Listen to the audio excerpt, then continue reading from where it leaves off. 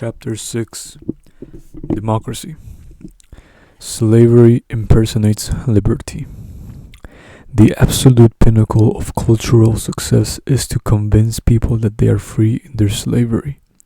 Democracy is an invented theory, not a moral truth. It is a construct of evil. It was created to impersonate freedom while still maintaining the grip of law over people.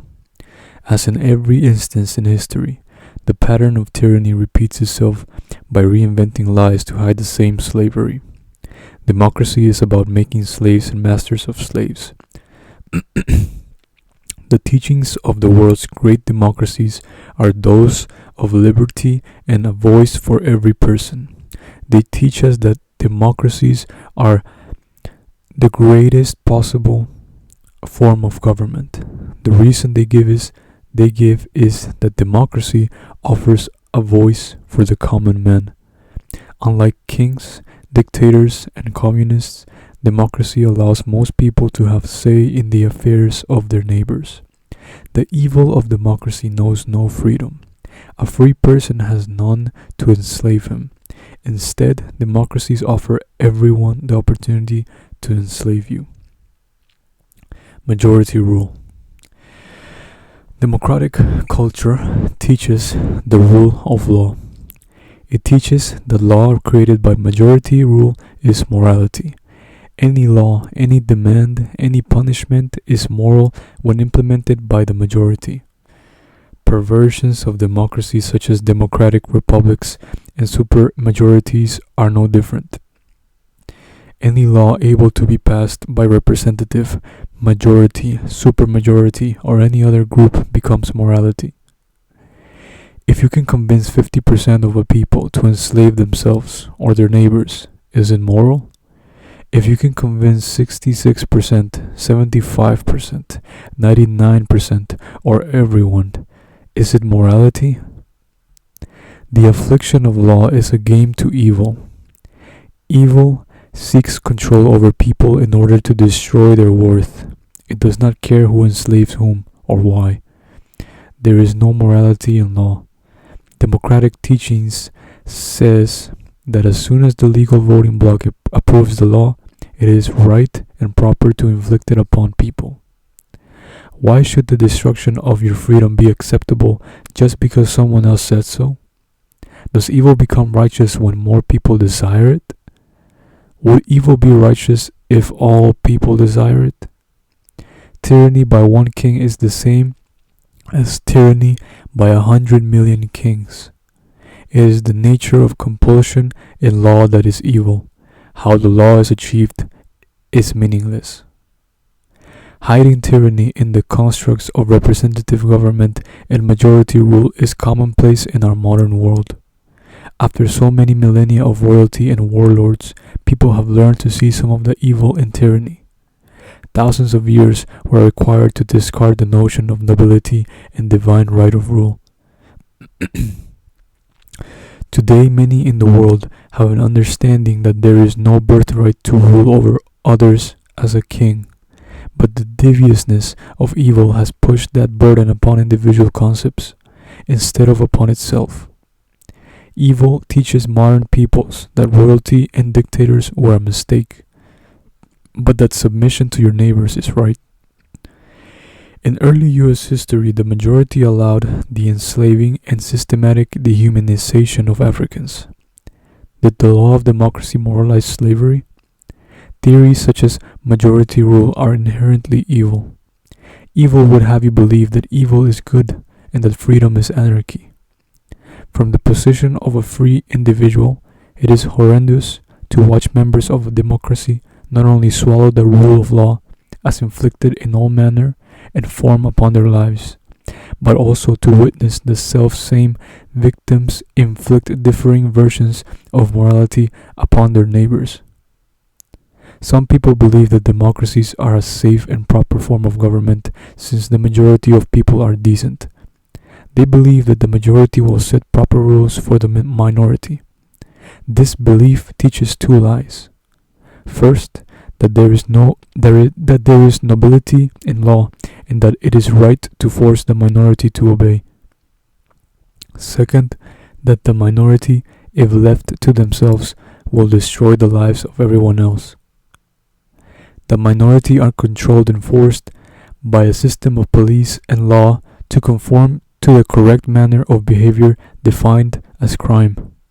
None of this has anything to do with defending the liberty of the majority. It is about controlling the minority. It is about conditioning the majority to the taste of evil. The thirst for power over others is the lure for democracy.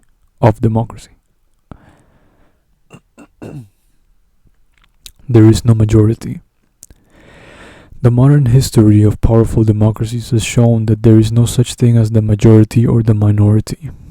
Factions of ideologies within populations fragment democratic societies into countless splinters. Different approaches, compromises, and rules break apart any possibility of a single majority, while still creating endless compulsion via law. Because of this, you are guaranteed, regardless of who you are, to be in some majority circles, and some minority circles.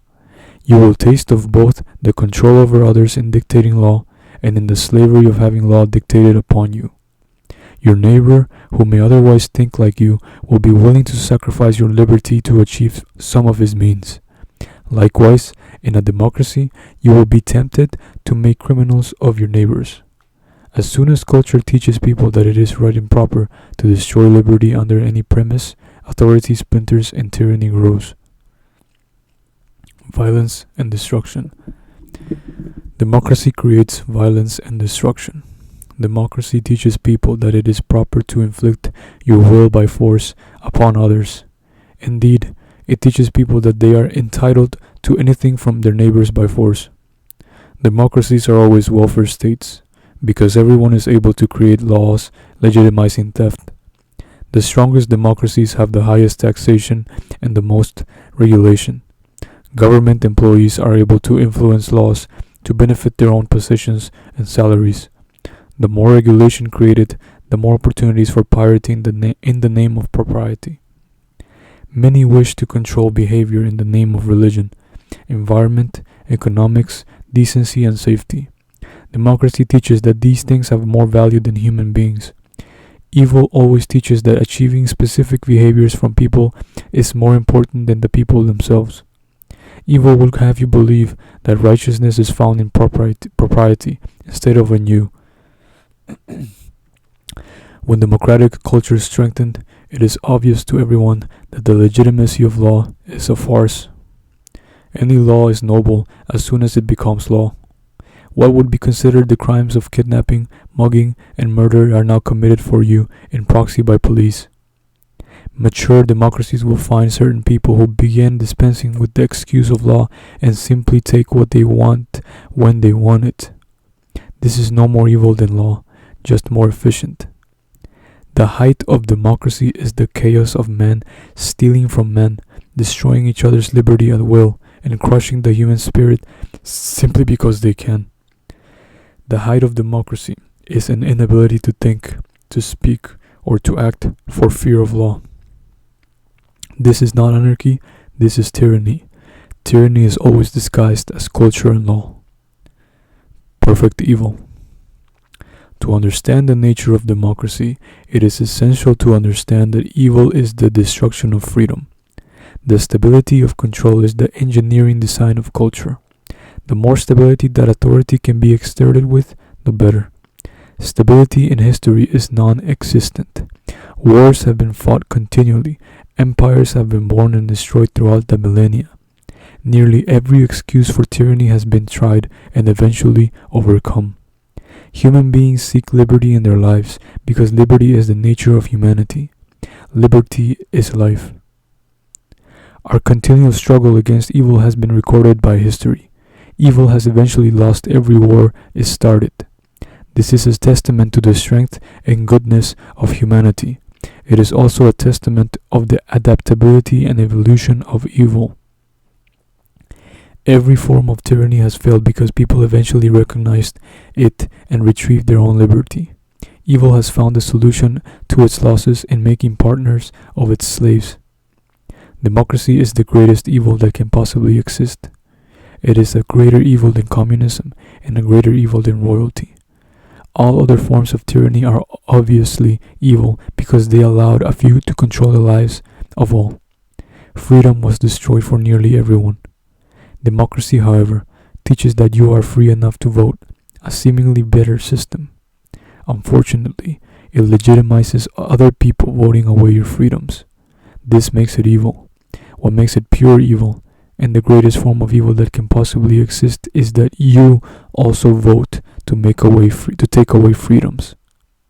Everyone becomes a slave, and everyone becomes a master of slaves.